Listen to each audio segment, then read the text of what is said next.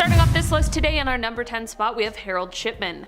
Coined with the terrifying nickname Dr. Death, Harold Shipman is thought to be responsible for taking the lives of 218 of his patients from 1972 to 1998. Because of his obvious position as a physician, he was able to fly under the radar for so long despite committing so many of these atrocious crimes.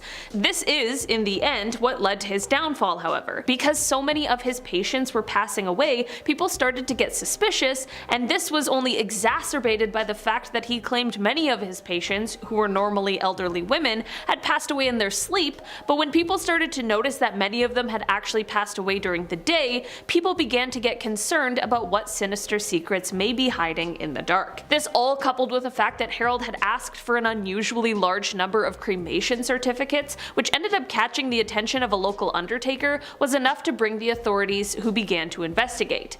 For a while it was believed that Harold should be cleared of all suspicion, until the death of an 81-year-old under mysterious circumstances. Her family demanded an investigation because they noticed that her insurance beneficiary had been changed to Harold, which obviously was a major red flag. I mean, I love my doctor, but I'm not about to leave them my life's savings, you know? Another thing that really tipped people off is that this woman had passed away shortly after a home visit from Harold, despite her being fine before his arrival. They ended up exhuming the body and found that she had actually passed away from a morphine overdose, and the timing of that overlapped with the time that Harold had been in the home. After further investigation, it was realized that Harold also encouraged all of the families of those who had passed away to cremate the bodies, which is exactly why he needed all of those certificates, as well as the fact that he jumped through hoops to assure them that the cause of death he wrote down was the true and real cause. Imagine, you're like, I would assume so. Thankfully, he wasn't cleared of suspicions and was caught for his terrible crimes. He was tried and convicted of 15 counts of his crimes, but after his conviction, an audit estimated his number of victims to be around 236. In our number 9 spot today, we have Richard Ramirez. Richard, who is also known as the Night Stalker, was a serial killer who terrorized the streets of Los Angeles in the 1980s. He was known for his MO of invading homes, which left him initially being dubbed as the walk-in killer, but he had another signature that was concerning to many people, especially during the height of the Satanic Panic. Richard was known for leaving behind different satanic messages at the scene of his crimes. Because of his satanic signature, after he left his first pentagram at the scene of a crime, authorities became worried that he was a Charles Manson copycat, but instead he was just his very own kind of monster. It is said that he would leave more pentagrams behind, while also telling his victims to swear to Satan instead of God. During his court appearances, he would hold up a pentagram, and after pleading not guilty, he said, quote, "Hail Satan." In our number 8 spot today, we have H.H. Holmes. H.H. is often referred to as America's first serial killer, which just seems like a title no one should ever want to hold. While he confessed to 27 of his crimes, there are some who believe the actual number might be closer to 200, which is absolutely insane.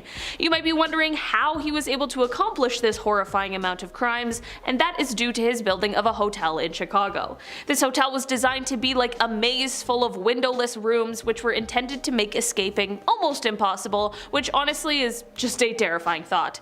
H.H. was the only person who knew the entire layout of the hotel, which he purposefully ensured by hiring and firing multiple different builders throughout the construction of the hotel. The hotel consisted of things like secret passages and trapdoors, soundproof rooms, doors that locked from the outside with gas jets on the inside. There was also a safe big enough for a human to be put inside of, which unfortunately he did, and there was also a very large chute which he used to get bodies from the upper floors to the basement, where there were 2 huge furnaces, a kiln, as well as a ton of acid. Not only would he get close to women to take control of their finances and then kill them, but he would also require his employees to take out life insurance policies that named him as the beneficiary. Again, a big red flag. Some of the bodies he even ended up selling to medical schools. Eventually he was found out, caught, and sentenced to death. It isn't known exactly how many victims he had, but it's thought to be somewhere over 200. In our number 7 spot today, we have Luis Garavito. Luis gained a nickname from the media of, quote, the Beast, and I think that's a great indication of the nature of his atrocious crimes. He is said to be one of the worst serial killers in the entire world, and it is believed that his victim count is up in the 300s range. He confessed to 147 crimes, and he was found guilty on 139 of those counts, which put his sentence at 1,853 years, but Here's the thing.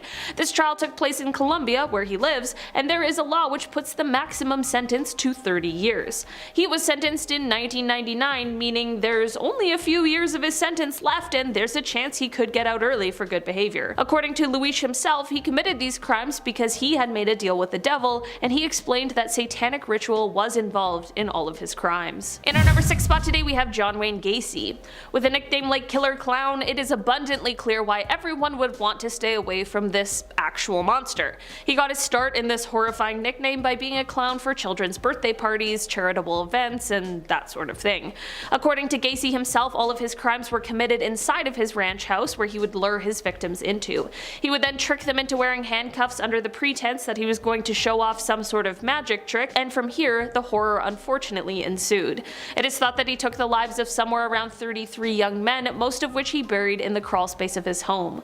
On the evening of December 11th, 1978, Gacy took the life of his last victim, Robert Peist. Gacy lured the young man in when he went into the pharmacy that he worked at, and while talking with the store owner, loudly declared so that Robert could hear that he often hired teenagers for his firm at a starting rate of $5 per hour, which was double what Robert was getting at the pharmacy. In hopes of getting a new good job, Robert ended up inquiring further after his shift at the pharmacy was over. When Robert's mother filed a missing persons report, the pharmacy owner was able to explain that Gacy was likely the person he went to speak to about the job, and when the police looked into Gacy's background, all the pieces were there just waiting to be put together. Subsequent investigation, questioning, and searches led police to gather all of the evidence they needed to arrest and charge him, and his conviction for 33 killings was, at the time, the most by one individual in the United States legal history. He was sentenced to death on March 13, 1980, and on May 10, 1994, he was executed by lethal injection, and I'm not gonna lie, I just think that's something we can all be grateful for. In our number 5 spot today, we have Albert Fish. Albert is one of the oldest people on this list, but that does not mean his crimes were any less horrific than anyone else's. Dubbed the Brooklyn Vampire or the Moon Maniac or even the Boogeyman himself, it is clear that Albert was a terrible human who did terrible things. In the early 1900s, Albert was arrested, tried, and convicted for killing and eating 3 people, but the horror was not over here. No, Albert began to claim that although people knew about the 3, the number was closer to 100, and he even claimed that he had some in every state. That's disgusting. To make matters even worse, as if it wasn't already terrible enough, this deranged lunatic also sent a letter to the mother of one of his victims. He detailed everything about how he lured her and the rest of the horrific things that occurred afterwards, like how he proceeded to eat her over the course of 9 days. Yeah. This is another person that I am not sad at all that they don't exist anymore. That's perfectly fine by me. In our number 4 spot today, we have Sam Little. Sam Little is well known for being one of the worst serial killers ever. He has confessed to taking the lives of more than 90 people, and while authorities have only been able to definitively connect him to 30, they say they have no reason to doubt the validity of any of his other confessions. Sam was able to continue on his horrible path for so many years because of the fact that he committed these crimes in different states and different counties, which made it more difficult to connect his crimes to one another. In an interview with an investigator named Sergeant LeBlanc, as they discussed religious beliefs, they spoke about the nature of sin. Sam stated he had no fear of God and said that God made him this way, so why should he ask for forgiveness? He said that God knew everything he did. He also allegedly told a few select people that he believed he was the devil. In our number 3 spot today, we have the alphabet. There are a lot of scary people on this list today, but some of the scariest out there are the ones we know have committed horrific crimes, but have yet to be identified. Yes, we are talking cold cases, unsolved crimes right now, and we are talking one of the worst. The alphabet killings are a series of unsolved crimes, named because of how each victim had their first initial match their last. So like their first name and their last name started with the same letter. They know these crimes are linked, or at least they have reason to suspect they are because of the similar MO that includes how the life was taken and where the remains were placed afterwards. They were all taken in a similar area around the same time.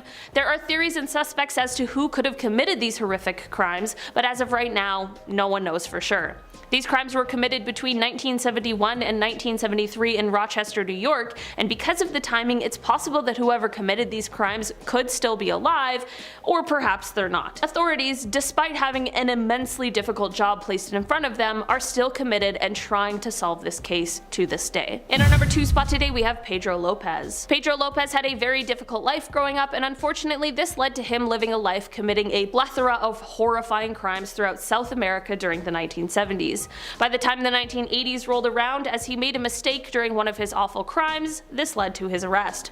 Once in police custody, he spilled everything on basically his entire life and confessed to an insane amount of crimes. Like, we're talking confessing to 240 killings on top of the 110 they already suspected him of.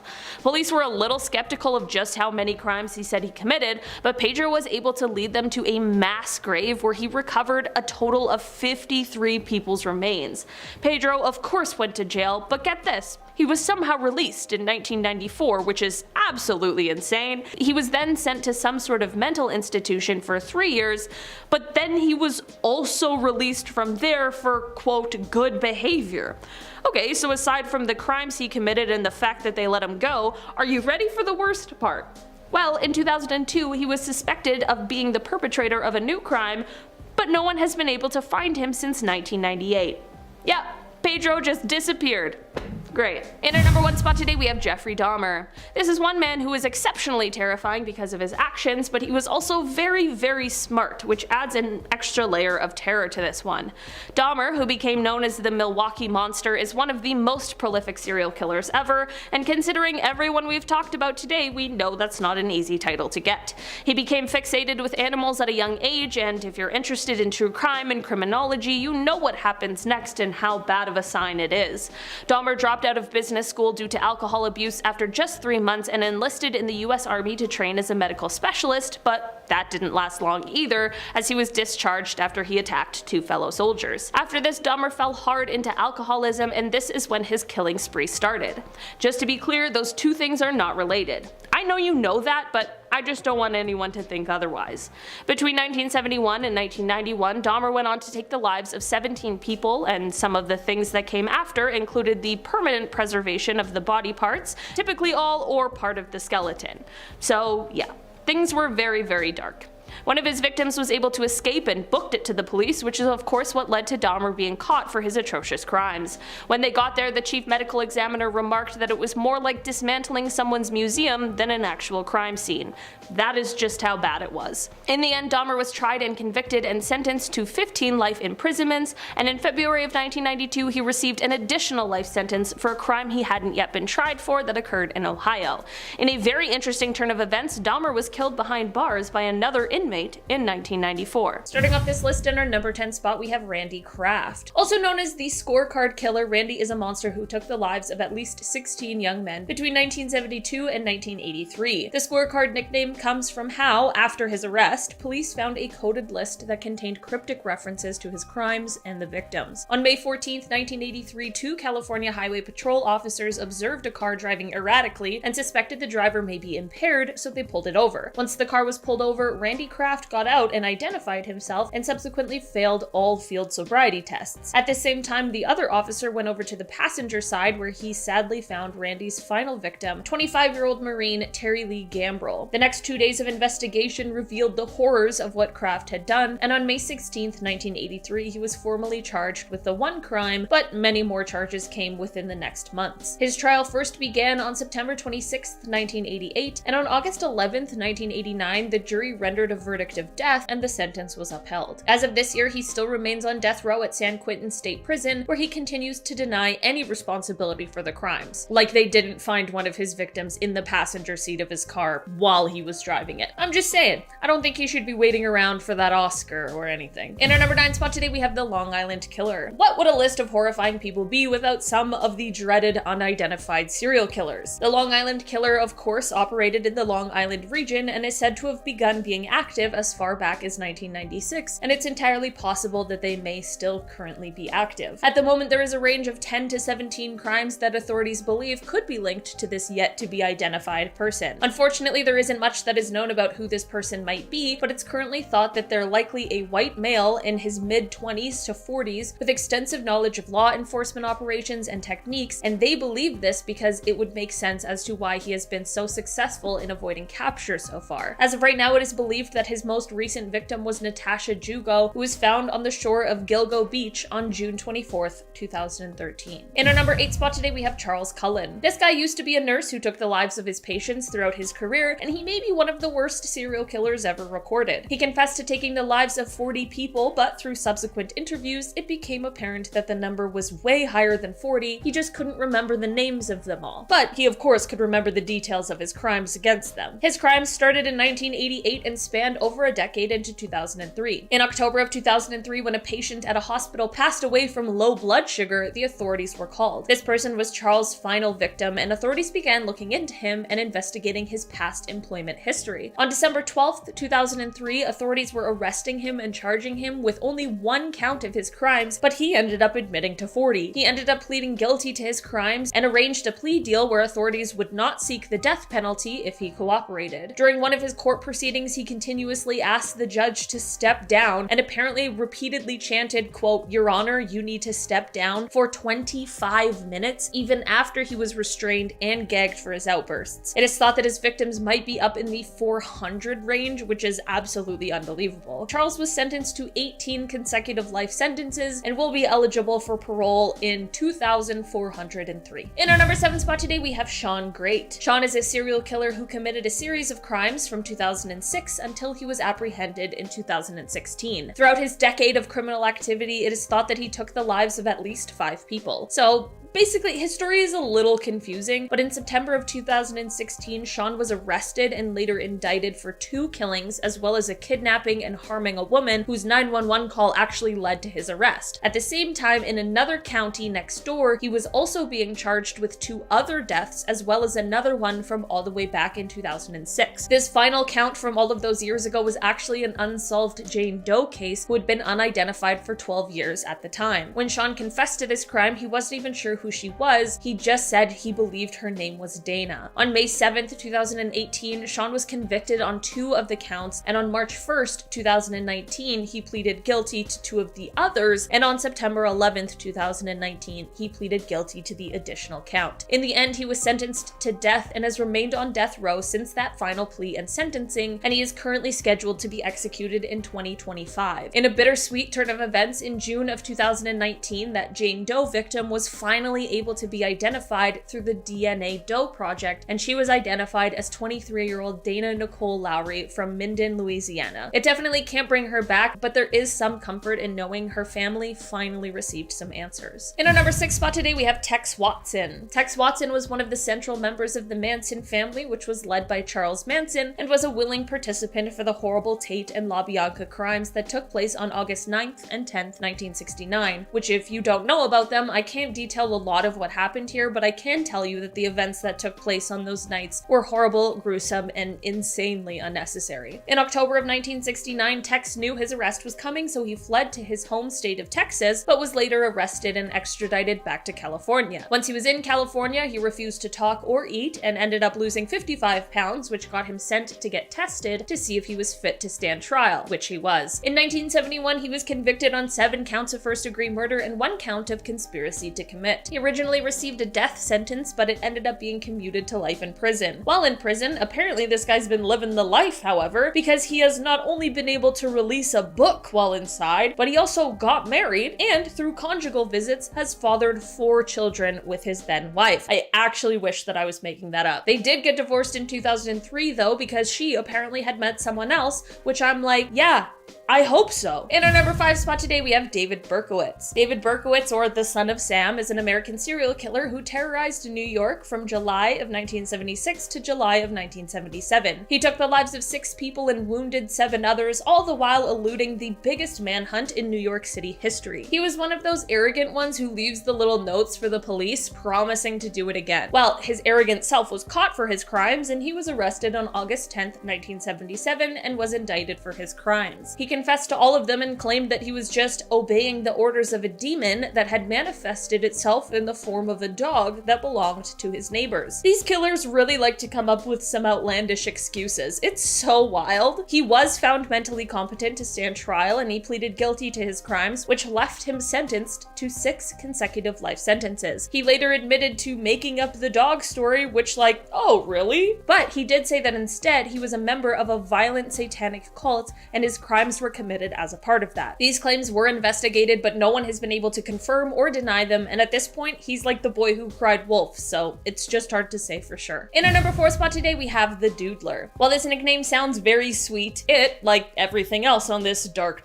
list, is very sinister. The nickname that this unidentified killer received is due to his practice of sketching his victims before taking their lives. I told you it was sinister. Don't say I didn't warn you. This identified killer committed their crimes in the San Francisco area from January of 1974 to September of 1975, and they specifically targeted the gay community. It is believed that 14 deaths can be attributed to this killer, while 3 others were injured in the process. Unfortunately, because of stigma and the sensitivity surrounding gay men at the time, the 3 who survived this monster were very reluctant when speaking with authorities for fear of being, quote, outed as a result of it. This has led to there being very little information for them to work with in terms of identifying the man responsible. For a while, there was a primary suspect, but that person has never been officially charged because, sadly, none of the survivors felt comfortable enough to testify in court. There's a very real chance that authorities know who the killer is, but just don't have the evidence to prove it in a court of law. That truly is a terrifying thought. In our number 3 spot today, we have Quincy Allen. Sometimes when I'm researching for these videos, I come across somebody that I haven't heard of before, and their story absolutely blows me away, and this is definitely one of them. Quincy Allen is a man who went on a crime spree between July and August of 2002, where he took the lives of 4 people. His crime spree was actually inspired while he was in prison serving time for stealing a vehicle. It was here that a fellow inmate decided to start recruiting others and told him that he could get Quincy a job as a mafia hitman. I can't imagine what that's like. Is that like when those MLM girls slide in your DMs? Hey girly!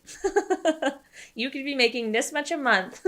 When Quincy was released, he decided to buy a shotgun so he could start practicing. Man, I wish he showed this kind of dedication to literally anything else. Quincy started off his horrific crime spree on July 7th of 2002 by attacking a 51-year-old homeless man who was sleeping at the time. Luckily, this man was able to survive the attack. His crimes continued until he was arrested on August 14th, 2002. After his arrest and trial, Quincy received a sentence of death and is still on death row awaiting execution. His sentencing did not deter him from the criminal life, however, as in 2009, Quincy, along with another inmate, planned an attack on a correctional officer at the prison they both reside at. In the end, the guards had to use rubber bullets to subdue the pair. The correctional officer they attacked thankfully didn't succumb to his injuries, but he was forced to find another job, as after the attack he was suffering from PTSD and anxiety attacks, and all the charges pertaining to this specific attack were later dropped by prosecutors who suggested that there was no point trying someone who was already on death row. This did, however, get Quincy and the other inmates stripped of all of their privileges at the time, which included outside recreation, visitation, phone use, and canteen items. Quincy was intended to be executed on January 8th, 2010, but there was a stay of execution that was accepted and a new date has yet to be announced. In our number 2 spot today, we have Edmund Kemper. Edmund Kemper is an American killer who was convicted for taking the lives of 10 people, including his paternal grandparents, as well as his own mother. He is apparently most notable, I'm gonna say, aside from the fact that he's a serial killer, for his height of 6'9", and he is apparently quite intelligent with an IQ score of 145. Impressive height and IQ score, less than impressive choices though. His first crime took place when he took the lives of his grandparents. After this crime, he was diagnosed with paranoid schizophrenia and spent time in a hospital before it was determined he was rehabilitated, and he was released at the age of 21. After his release, he unfortunately went on a spree where he would target young females who were hitchhiking. After his final crimes, he ended up confessing and turning himself in, which is something we definitely don't see a lot of the time. When asked in an interview why he confessed, he said, quote, "The original purpose was gone. It wasn't serving any physical or real or emotional purpose. It was just a pure waste of time." I'm just gonna let that sink in. 3 court-appointed psychiatrists examined and observed him and found him to be legally sane, and thus he was able to stand trial. On November 8th, 1973, the jury deliberated for just 5 hours before returning with a verdict of guilty. He has been eligible for parole since 1979, Erskine and has been denied every time he applied, one time saying, quote, "Society is not ready in any shape or form for me. I can't fault them for that." He is eligible to apply for parole again next in 2024, which is kind of terrifying. I'll agree with him on that quote. We are not ready for you, and I don't think we ever will be. In our number 1 spot today, we have Dale Hausner and Samuel Dietman. Known as the serial shooters, the crimes these guys committed are definitely on the list of fears I have, which I'm pretty sure spawned from my Criminal Minds episode. These two were actively committing these crimes between May of 2005 and August of 2006, and basically they were arsonists who would randomly set fire to objects, but they would also drive around and commit random drive-by shootings. That's the really scary part. The fire thing is also bad, don't get me wrong. There's just something about completely random acts of violence that really scares me. In the end, a series of tips is what led investigators to identify the perpetrators of these horrible crimes. In particular, one from a friend of Samuel who explained that Sam had actually confessed to some of the killings one night while drinking. In Dale's trial, he was found guilty of 80 out of the 87 felony charges that were brought forth, and that was all in one single trial. The charges included the killings and attempted killings he had done, arson, animal cruelty, and drive-by shootings. In the end, he was sentenced to death 6 times, and his brother, who was later found out to have assisted in some of the crimes, was sentenced to 25 years. Samuel was sentenced to life in prison without the possibility of parole. While Dale sat on death row, he apparently asked to be put to death, quote, "as soon as possible," and in the end, in 2013, he decided to take his own life in prison. To this day, Samuel still remains in prison. Starting off this list in our number 10 spot, we have Scott Erskine. We are starting off this list with truly one of the worst people I've ever heard about. Scott's story starts off when he was a child and suffered an injury that involved his head and brain. He seemed to recover fine physically, but continued to complain of headaches and that sort of thing, and it is unclear if these things were ever looked into further. At a very young age, he began to commit violent crimes against others that I truly cannot even speak about here on YouTube. He spent 4 years in prison for one of his crimes when he was around 17 years old, but when he was paroled after the 4 years, he immediately began committing crimes again. In 1993, Scott invited a woman who was waiting for the bus into his home and ended up holding her hostage for several days. After letting her go, he was quickly arrested and ended up being sentenced to 70 years in prison. This is when he had to submit DNA to a database, and in March of 2001, the DNA was matched when the cold cases of the unsolved murders of Jonathan Sellers and Charlie Keever were reopened. In 2004, a jury sentenced him to death, and 6 days later he was transferred to San Quentin. In an interesting turn of events, Scott did die on death row, but it wasn't due to a scheduled execution. Scott died a couple years ago in July of 2020 after contracting COVID-19. In our number 9 spot today, we have Dennis BTK Rader. The BTK killer, whose real name is Dennis Rader, was one of the worst serial killers from 1974 to 1991. He left taunting letters to police and newspapers where he described his crimes, but thankfully his annoyingly large and misplaced ego is what led to his demise. Because he craved the attention so badly, in 2004 he started communicating with the media again to try and be all smug or whatever, but this, combined with his utter lack of knowledge on how technology works, led to him being arrested in 2005. Imagine getting away with those crimes for so long and your ego and your own ignorance does you in the end. During his trial, he didn't apologize for his crimes, but he did describe them in full detail, which is horrifying and honestly very unnerving. After his trial, he ended up being sentenced to 10 consecutive life sentences with a minimum of 175 years. When Rader was first arrested and police were taking him to the station, an officer asked him, "Mr. Rader, do you know why you're going downtown?" To which he replied, "Oh, I have suspicions why." Ew. In our number 8 spot today, we have Chester Turner. Chester is an American serial killer who, on April 30th, 2007, was convicted of taking the lives of 11 women in the Los Angeles area, and on June 19th, 2014, he was convicted of 4 more that they were able to tie back to him. He has been referred to by prosecutors as one of the most prolific serial killers in the city's history, and if you know Los Angeles' history with things like that, that is not something to take lightly. In his original trial that led to conviction, Chester was sentenced to death, but at the following one in 2014, he also received an additional death sentence. In the end, like with a lot of these kinds of stories, DNA came to save the day and help authorities find out who was committing these horrible, horrible crimes. In our number 7 spot today, we have Gary Ridgway. This horrible human being is also sometimes known as the Green River Killer, and his crimes took place somewhere between 1982 to potentially as recent as 2001. He was convicted of 49 crimes but confessed to an unbelievable 71, which makes him the second most prolific serial killer in the United States in terms of confirmed killings. Most of his victims were either sex workers or women in other vulnerable circumstances, and through DNA profiling evidence, in 2001, authorities were able to connect him to 4 of his crimes. From there, they made a deal with him where they would spare him the death sentence in exchange for disclosure of the location of all of the missing women. Gary took the deal and was spared the death sentence, and instead was sentenced to life without the possibility of parole. Not only did he say that he chose the type of victims he did because they were, quote, easy to pick, and that he, quote, hated most of them, but he also called his crimes his career. I hate him. In our number 6 spot today, we have Charles Ng.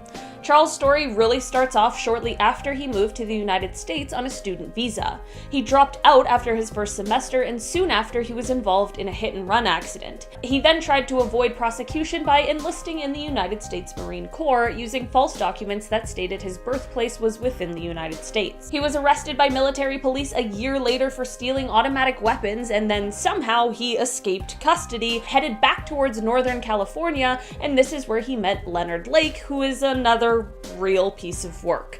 Charles did end up going away and serving a bit of time, but it was only 18 months, and then he was back with Leonard, and that is when the two started their crime spree together. It is believed that together the pair took the lives of somewhere from 11 to 25 different people. When Leonard was caught and brought in for questioning, he sneakily took a cyanide pill he had hidden in his jacket and took his own life, but Charles ended up standing trial. He was convicted for 11 of the killings, and he remains on death row at San Quentin. In our number 5 spot today, we have Robert Pickton. This horrible person is one of the worst Canadians to ever live and is one of our country's worst serial killers ever. Pickton dropped out of school and began working at his family's pig farm, and this is where most of his absolutely horrific crimes took place. He was first arrested in 2002 and was convicted in 2007 of taking the lives of 6 people, but throughout an extremely lengthy investigation, evidence of many more killings came to light. During his time in jail, an undercover police officer posed as his cellmate, and Pickton confessed to 49 crimes to him. Apparently, he was saying to the undercover officer that he wanted to take one more life to make it an even 50, and that he only got caught because he was sloppy. The entire trial was a bit of a mess, but it led to a life sentence without the possibility of parole for 25 years, which was the longest possible sentence under Canadian law at the time. This unfortunately does mean that he will be eligible for parole within the next decade, so let's hope that never ever happens. In our number 4 spot today, we have the Golden State Killer. The Golden State Killer is one of the most well-known serial killers ever, and that is never a good thing. From 1973 to 1986, the GSK was responsible for taking the lives of 13 people, harming 50, and 120 different burglaries all across California. Throughout the investigation process, he used different tactics to both taunt and threaten police and the victims, which is just on a whole other disgusting level. Through recent genetic testing, like those 23andMe things, the identity of the GSK was finally revealed after years and years of investigations. Basically, they uploaded a DNA profile that they were able to get from the crime scenes to the website GED Match. They were able to find 10 to 20 people who had the same great-great-great-grandparents as a match. And then from there, the genealogist made a large family tree, and from there, they were then able to single out 2 main suspects.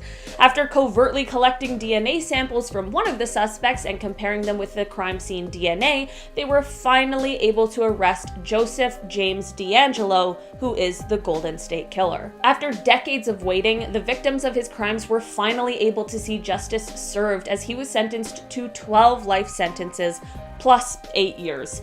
He was spared the death penalty because he admitted to numerous crimes that he had perpetrated, some of which he wasn't even being charged for. He is now 75 years old and will definitely spend the rest of his life in prison. In our number 3 spot today, we have Rodney Alaka. Rodney is a horrible monster who was convicted and sentenced to death for 5 killings that he committed in California from 1977 to 1979. He also received an additional 25 years to life after pleading guilty to 2 other killings in New York from 1971 to 1977. Rodney got away with his crimes for a while because he wasn't the top of the list of suspects because he was said to be the, quote, charming photographer. Rodney is often referred to as the dating game killer because of his appearance on the show, which, with what we now know about him, is absolutely horrifying. What's even crazier is that he actually won the show he was on, but the episode's bachelorette refused to go on a date with him because she found him, quote, creepy. This is just a reminder to always trust your instincts. It isn't exactly known just how many victims Rodney had. It is potentially thought that it could be much higher than the number he was convicted for. In July of last year, Rodney passed away in prison at the age of 77. In our number 2 spot today, we have the Zodiac Killer. This one had to make it on this list today because while there are a plethora of terrifying people on this list, nothing is as terrifying as an uncaught serial killer, and the Zodiac is definitely the most prolific of them all. The Zodiac Killer took the lives of 5 people in the San Francisco Bay Area between December 1968 and October 1969. He was most known for targeting young couples or a lone male cab driver. Despite 2 people luckily and thankfully escaping his attempted evil doings, he has still never been caught.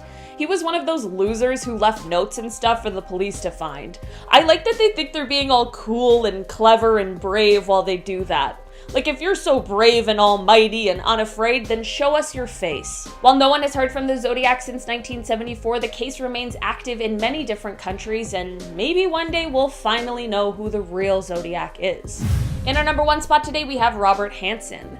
Robert is often referred to as the Butcher Baker, and his story truly is horrific. He's one of the most prolific serial killers in Alaska's history because, for over a decade, he would kidnap women and bring them into the wilderness where he would then stalk them like prey. I am just now realizing that there is definitely an episode of Criminal Minds about this guy. Sometimes the premise is just so dark that it sticks with you. The reason he got away with his crimes for so long is because outside of these horrific things, he was just a soft-spoken baker. One of my best friends has the nicest, most kind bakers for parents, and now I'm starting to feel a little suspicious. Might want to look into them, Robin. Robert was heading to church by day and prowling strip clubs at night looking for the next person to take.